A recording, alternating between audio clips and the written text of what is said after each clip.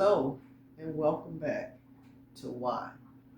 Once again, I am your host, Love. So, let's talk. I want to know why. Why is there so much hatred in this world? Why is it okay to teach bigotry?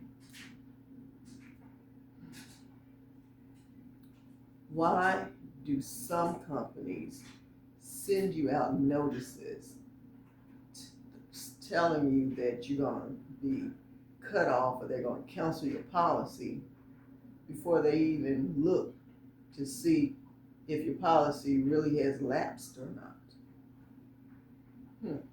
Why?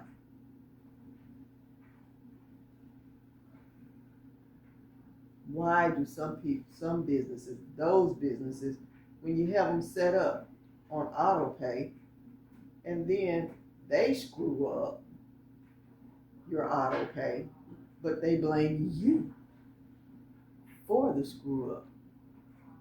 Then when you call them, such as what I did, I called this company and I said, this was set up on auto pay. So tell me, how is it that I have missed payments when I set this up on auto pay? And so the lady checked and she said, you're right. It was set up on auto pay. And usually if there's not enough money in your account, then that'll take you off of auto pay. But love, I don't see that you were set up on auto pay, that you were delinquent in any of your payments. So I don't know why your auto pay was turned off, but I could turn it back on for you. hmm So of course I told her to go ahead and turn it back on. But now here's my thing. Why is it when they screw up, you being threatened to get canceled, when I feel that when the company screw up and they determine that it really is their fault because you set up on auto pay, right? So you expect it to be taken out of your account. So when they screw up, on those months that they screw up, why aren't the companies the one that's footing the bill?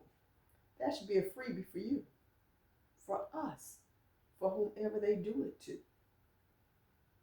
What's your take on that situation? Do you feel the same? Let me know.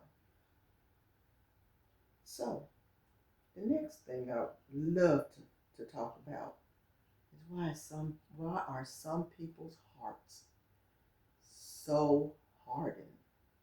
Why is that? Why? Why?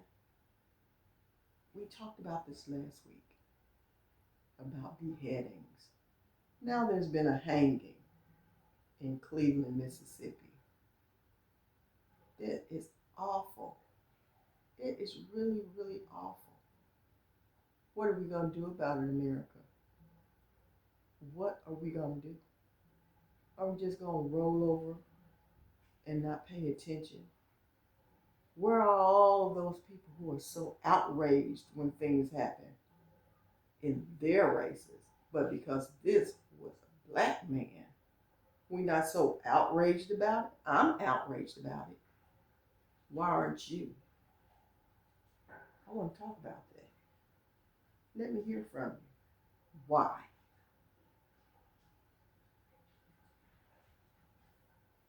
And the last thing that I would like to talk about, but not least, why in Yosemite Sam did I get a phone call from VA about one of my doctor appointments, asking me did I want to change my doctor appointment because they could fit me in on an earlier date. Now, we all know how slow the VA is. So I'm like, yeah, sure. And as soon as I text them back, yes, then they text me back, oh, I'm sorry, that appointment is no longer available. It's not like I waited several minutes to get back in touch with them. They texted me. I immediately texted them back. And then that's the response I get. What in Yosemite Sound is going on in this world, this United States of America?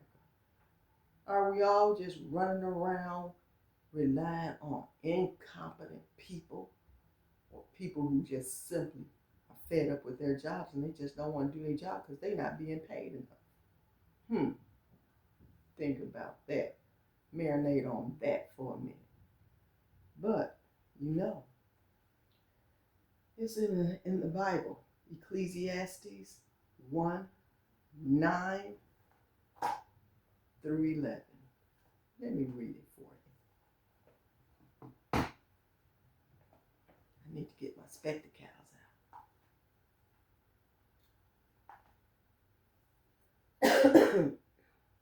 Excuse me. Ecclesiastes 1:9 through 11. What has been will be again. What has been done will be done again. There is nothing new under the sun. Is there anything of which one can say, look, this is something new? It was here already, long ago. It was here before our time. No one remembers the former generations, and even those yet to come will not be remembered. Even those yet to come will not be remembered by those who follow them. So there it is. It's right here in the good book. It's telling you everything that we're seeing happening today, in this day and age, it's already been happening. Now, yes, the battle has already been won. We know how the story ends.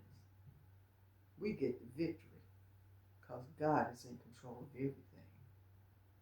But when are you going to step up when you see something wrong? When are you going to speak out? When are you going to see a so-called Karen going off the rails on someone and speak up and say something and stop them? When? Why? Why is this happening? Why? Why, America? Why don't you speak up? You're not ignorant. I know you got some intelligence. So why aren't you speaking up? You know what's going on in Congress. You know who's pulling the strings. Why, America, aren't you speaking up? Why? You don't go out there and vote, and then you got a problem with who you put in office. Well, guess what?